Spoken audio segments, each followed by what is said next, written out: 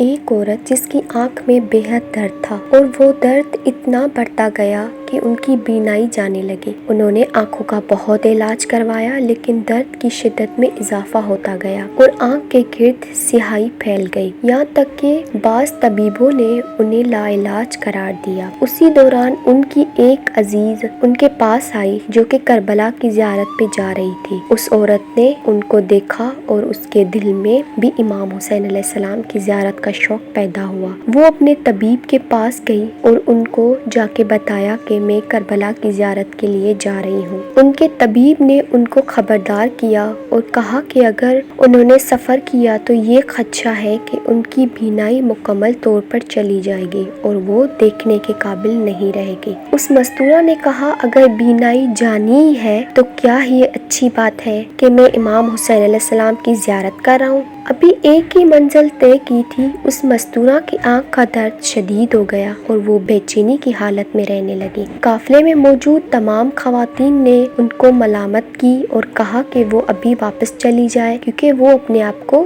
اذیت دے رہی ہے، پر وہ نہ رکی۔ ابھی دوسری ہی منزل کے قریب پہنچے کہ ان کی آنکھ کا درد اتنا شدید ہو گیا یہاں تک کہ اس مستورہ کو نظر آنا بالکل بند ہو گیا اور وہ بے چینی کی حالت میں بے ہوش ہو گئی۔ خواب میں کیا دیکھا کہ بی بی زینب علیہ السلام اپنی چادر کا کنارہ ان کی آنکھوں پہ لگاتی ہے اور اس مستورہ کی آنکھ کھل جاتی ہے۔ کیا دیکھے کہ اس مستورہ کو نظر آنا شروع ہو گیا اور انہوں نے محسوس کیا کہ میرا جو بھی درد تھا وہ ختم ہو چکا ہے۔ انہوں نے موجود قافلے والوں سے کہا میری آنکھ بالکل ٹھیک ہو گئی ہے اور مجھے کوئی درد محسوس نہیں ہو رہا۔ قافلے والے حیران ہو گئے اور وہ کہنے لگے کہ تمہاری دونوں آنکھیں بالکل ایک جیسی دکھ رہی ہے، تمہاری کس آنکھ میں درد تھا اور کس آنکھ میں بیماری تھی، کیونکہ اب تمہاری کسی آنکھ کے گرد کوئی سیاہی نہیں اور کسی بھی درد و تکلیف کا نشان بھی نہیں۔